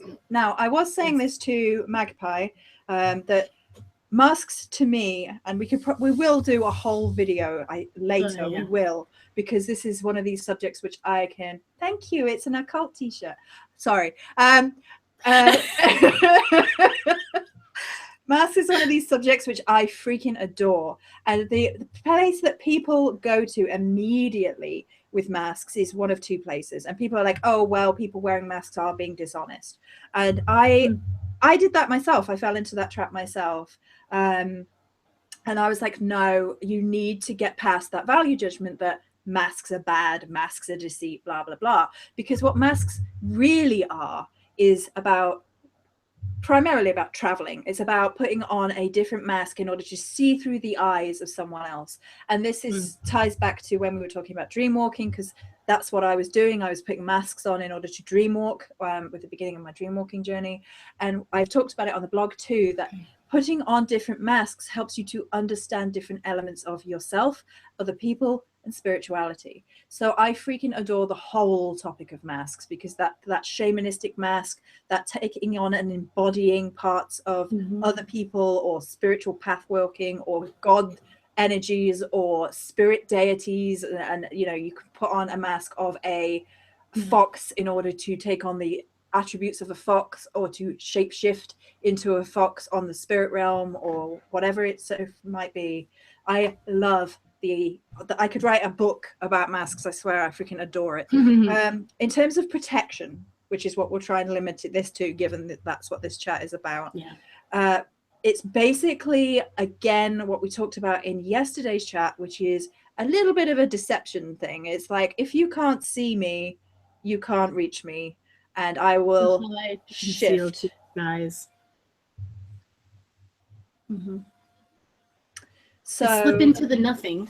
I'll slip into nothing too if you insist. Oh dear. Right. This entire chat should not be called protection and hope. It's basically death and balls, but there we go. So like taking on the attributes of a mask can be about, like, again, with kind of like a cosmic armor, but also a shadow element, a kind of shape-shifting into something else in order to evade negative magic space is how I feel about bringing it into a protection magic space. Yeah, and that takes us into the evasion thing, yeah. Well, and also you can use it in an offensive sense too. Because you can take on that aggressive, that primalness, that power, if you will, in a warrior sort of situation to intimidate. A lot of ways that you know, like the haka, for instance, you know, and how, like, it's saying, we will take care of this land, we honor this land, this is ours, but it's so, like, aggressively delivered, if you will, that it also becomes an offense as well. And, like, that's sound, but masks can do the same sort of thing. So Mystic says, when I do baneful magic, I would wear a mask every time I do negative baneful spells and ritual. That's an element of protecting yourself in order so that they can't see you who's doing it. So that has that deceptive element, as well as protecting yourself from it backfiring. So if they like try and deflect it, they don't know who's doing it. So that works as well. Yeah.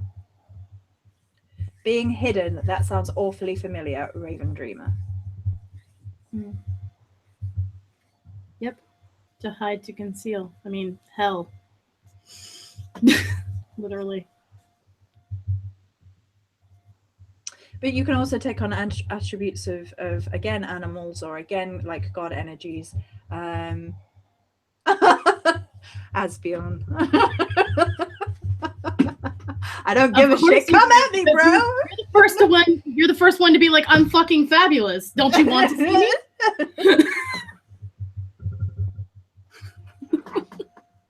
Yep.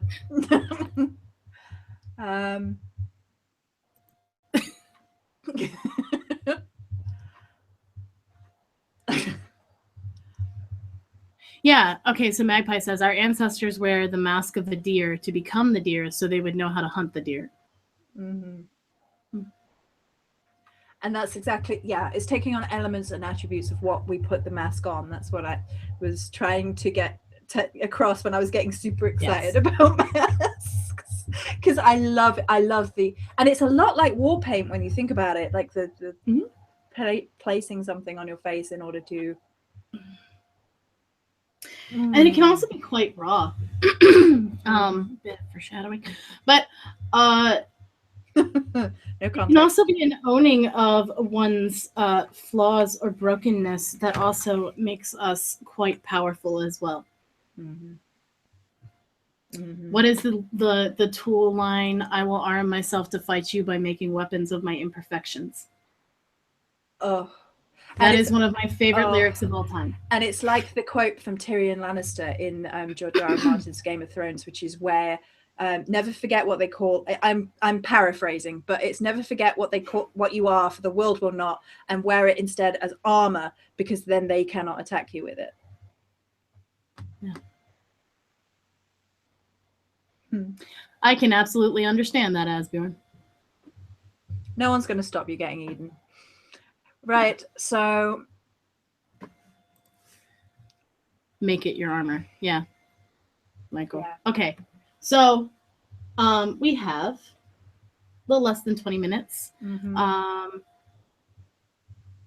The last thing that I have on here, so we're going to talk about this, but you guys, if you have anything else that you would like us to talk about, go ahead and like write the questions now and get them in the chat. Yeah, shout.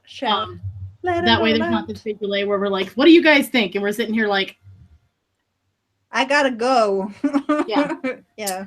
So the next thing is sound. And we spoke a little bit about this last time about like vocally and clearing out energy in that way. But also there are bells that are tied to doors. Shells are used, chimes. There's a lot of, the bathe scream we talked about. I love the screaming. Of course. Sorry. Balls, boobs, and screaming. Got it. Balls, boobs, and screaming sounds like a good night in. Right, carry on. That's it, Joey. You're banned from my channel. No, she's welcome even more. Half my channel. Singing bowls. Good point. Yes, singing poles. Singing poles. You telling me off. Singing poles. Dance around that pole. No. That's not a great image. Anyway. Singing bowls. Yeah, singing bowls are great. I love singing bowls. Balls, boobs, and screaming. Mystic Witch. Yeah. I love singing bowls. I love bells, chimes. I have a sound bar. I should have brought my sound bar in. Never mind. You guys have seen my tinctures.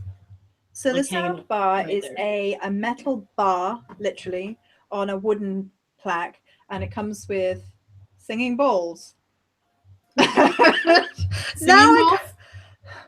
Oh man! Sing into your balls. No. So there's singing poles and singing balls.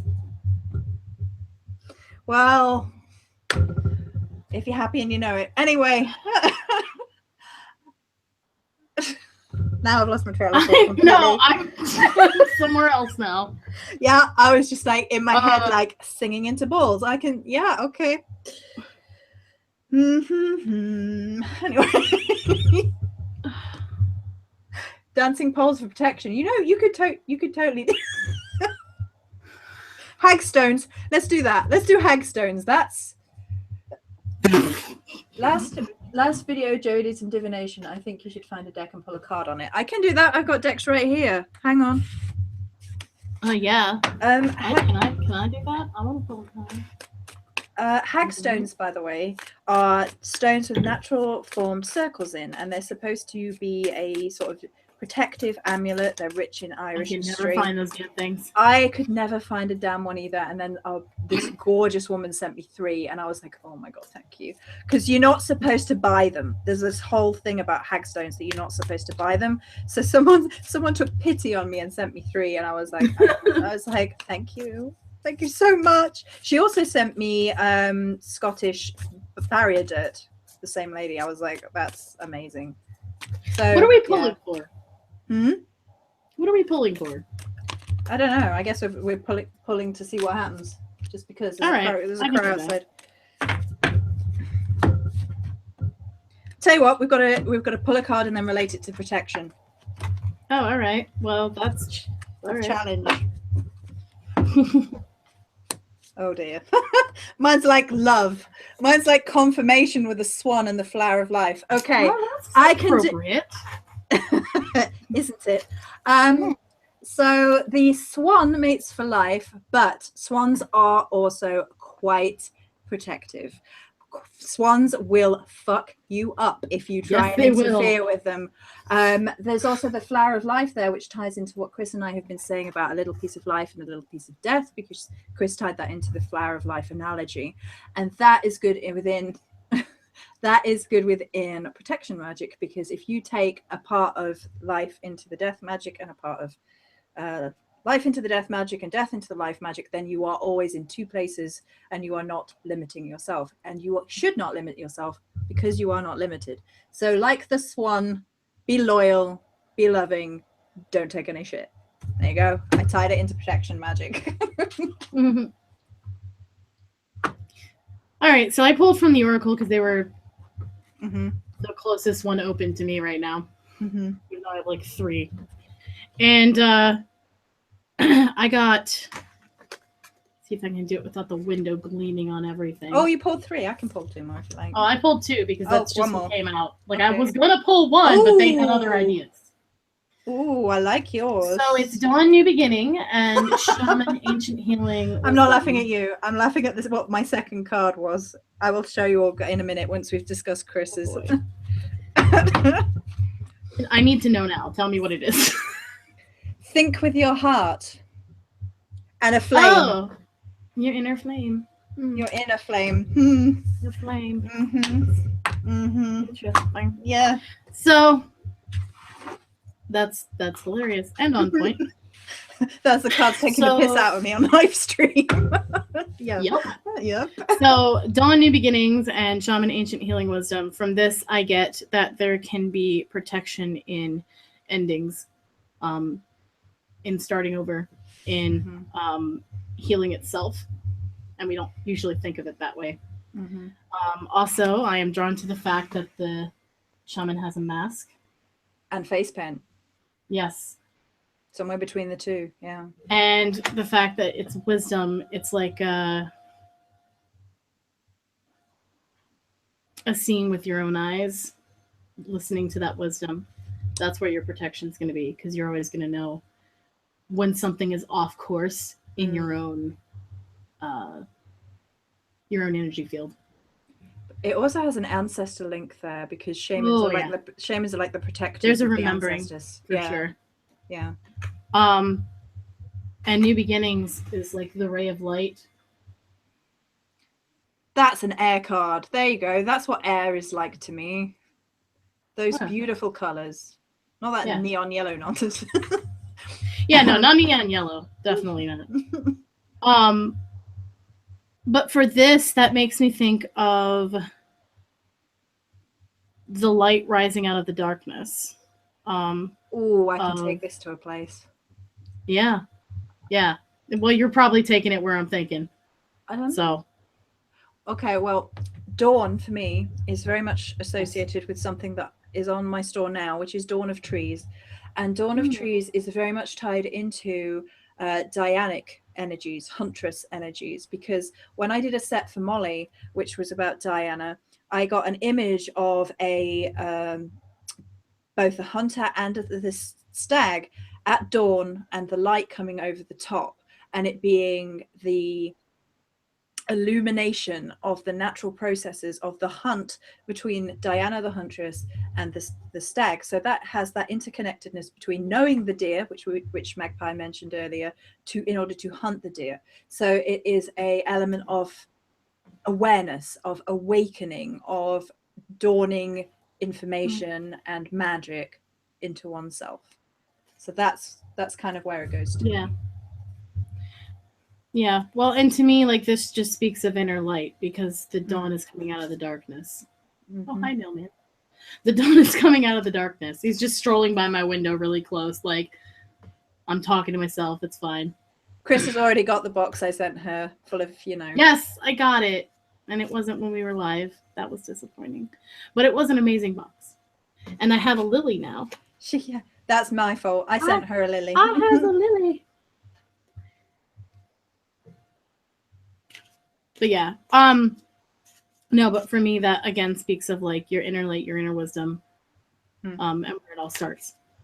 Just like with protecting the home and the family, we were talking about, well, go to the heart, go to the hearth. Exactly. So perhaps the bottom line is find the love.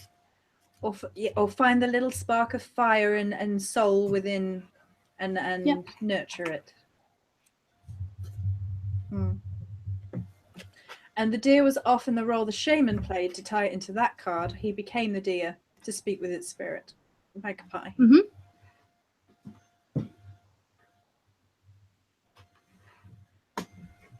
My cards were mocking me, just so you all know. They're like, I'm like, Are there any more questions? They were absolutely mocking you. Synchronicity. Yeah. They were synchronistic. They were also mocking me. All right. Anybody else? Anything else? Oh gosh, illumination.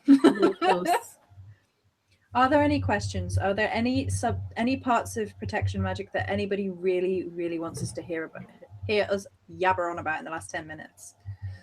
Wants us to hear about? Yeah, tell us about protection magic, guys. We're on this live chat. We'll just sit here like this.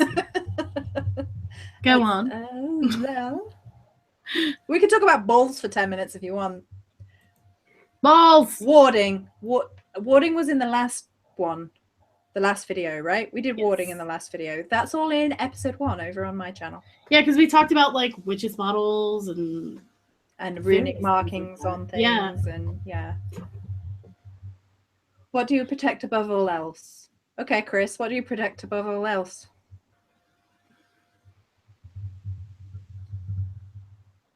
What do I protect above all else?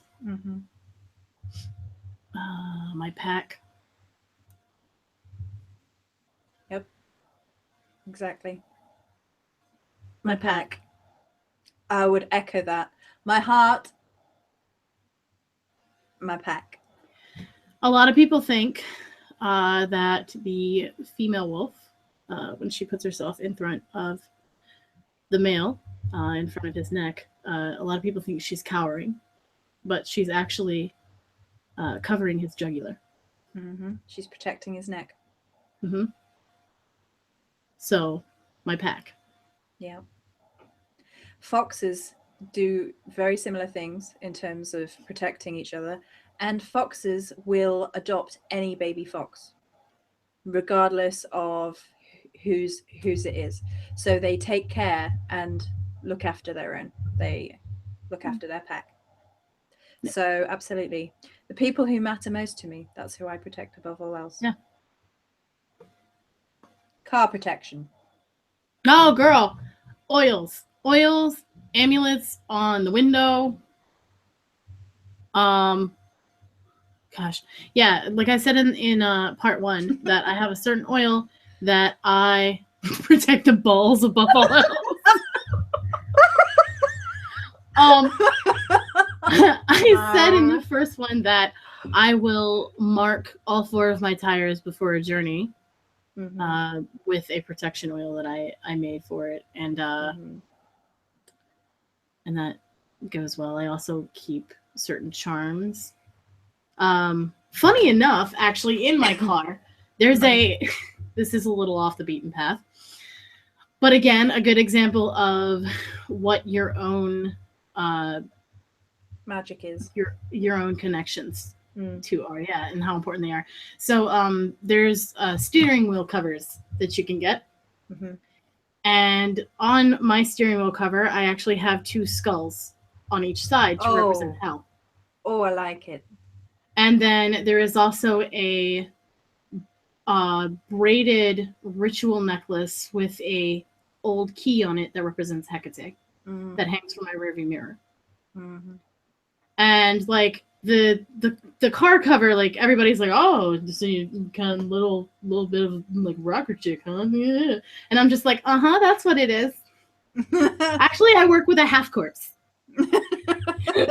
Like, you know, something we haven't mentioned is invisibility, which Michael was mentioned in passing, but we haven't really touched on that because shrouding oneself and becoming invisible is a protection method that we haven't actually touched on. We've talked about evading in that sense, but like full on like disappearing act. We kind of the chat. Yeah, sounds like hell on wheels. But yeah. I don't drive, so I don't have that experience. Sorry. But you can put things on yourself while traveling as well. Like if you're not traveling by car, if you're traveling by bus or whatever, then personal protection is probably the better way to go. And there are certain runes which are really good for traveling protection. And you can bubble your car like you bubble yourself as well. Mm-hmm. Which that is very interesting because after you've gotten used to driving for a while, you have this this buffer where like you may not see the car in your blind spot, but you can feel them there. I have a poppet that I place in my car. Oh my god, we're not even touched on poppets really. We had me even... Not really, no. We should cover that. We got like 3 minutes. I've done it again, haven't I? I've been like, oh, and we've got 3 minutes. Also this, damn. Oh, damn it. It's like placing an aura around your car. Yeah, I mean, it is the aura around, yeah. It's just extending yours out.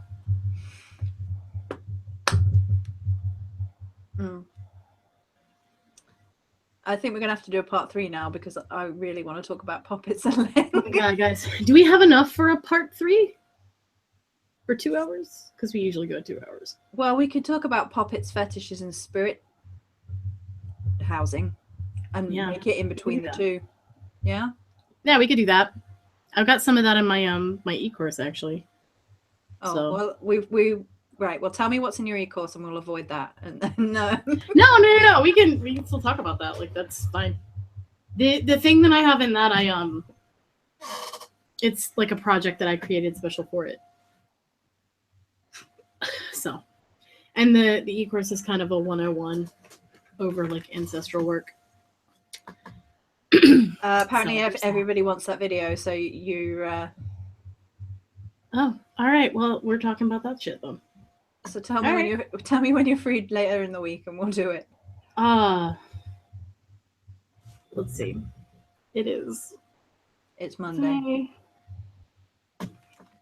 Tomorrow, Thursday, Friday, Saturday. Those are the days in the morning. Thursday. Did you say Thursday? Let's do. Okay, we will go on my channel and we will switch back and forth. We switch the channel back and forth. Because let's be honest, it's the same channel at this point. So on Thursday on my channel, same time, or do you need to be earlier? Yeah. Same bet channel. That's fine. Same channel, same faces, same balls. On Thursday, we will talk about spirit housing, fetishes, poppets. You heard me right. I said poppets. And we'll talk about mojo bags for protection. Yeah, all that sort of thing. Ooh. Can we tell them about the cafe? Yes, please do. Yes. So guys, we're going to be, because we're together a lot, you might have noticed. We are going to be starting a Facebook page called The Flux Cafe. And it's basically going to hold any of this joint stuff that we do together. So if you're looking for like our live chats, if you're looking for the podcast that we've talked about doing in the future, doing and that in the any future. other future adventures and projects that Wink. we have, wink, wink, foreshadowing. Wink. It'll be there. Mm-hmm. So we figured, because everybody's kind of been coming to us like, oh, when are you going to do this again? Or when is this live going to be? Or when it, and we're like, all right, let's just create a page for that. And you can so they can just go and check default what's going on. Mm-hmm. So there you go. It'll be the Flux Cafe. And one Flux day we have Cafe is my invention. I'm so proud. Yeah, that's totally her. And I was like, oh my God, that makes me think of like, what did I say? What was it? It was like spoken word and then freaking coffee divination. Like my coffee divination, yeah. Yeah. Come have coffee divination with Cris and Joey at the Flux Cafe. So yeah, we're going to set up that page, and that page will have, anytime we do a live chat like this, no matter what channel, we will link it in there and you guys can find it. It will have the podcast, which is upcoming, incoming. We're just working through the deets right now, figuring out how we want to set it up and how we want to record it and all that good stuff. So me and Cris are going to be doing the podcast. We are probably going to be talking Underworld a lot. A lot. So basically death by podcast. And possibly some journeying and things. Yes. We going are down actively. So we want to take you on actual spiritual journeys in these podcasts. We want to like set like almost a meditation for everybody in these podcasts. Welcome to the other world. We will be your tour guide. Keep your hands and legs inside the vehicle at all times. Yeah, so we're both super excited to do that and to take you guys onto the journeying process that both Cris and I do. And we might do different variants for different weeks. Like maybe like sometimes it will be more Cris leading that sort of thing. Maybe sometimes it'll be more me leading that sort of thing. But that's definitely going to be part of the podcast that me and Cris have coming up. And that will all be linked in the Flux Cafe. I love the underworld. Going, oh my God, loving an elevator, living it up and going down. I might love Aerosmith. Right. Oh You've started me off now. That's it. I must go and take those lyrics and rewrite them immediately for a podcast. Yeah. All right. Yes. Do we keep the trays in the upright? See? I sent Joey a joke the other day that had like certain words changed for the flux. And it had that line in it. Anyway. So that all right, guys, we gotta go. Joy's gotta go. We gotta do our thing. Thank you for being here, as always. And I don't know. Enjoy your day, man. That's what I got. That's your sign off. No balls, I'm no sorry, games, no butts, no nothing. My sign off is love your faces. And hold your balls. No, that's your sign off. Hold those balls, baby. That's going to be my new sign off. Yeah. Just like, yeah. Well, there you go. All right. Bye, guys. Mwah. See you on Thursday. See you on Thursday, same time. The other half of this channel. Yes. Same death times, same death channel, but the other way. Not confusing at all. Right, guys? All right. Bye.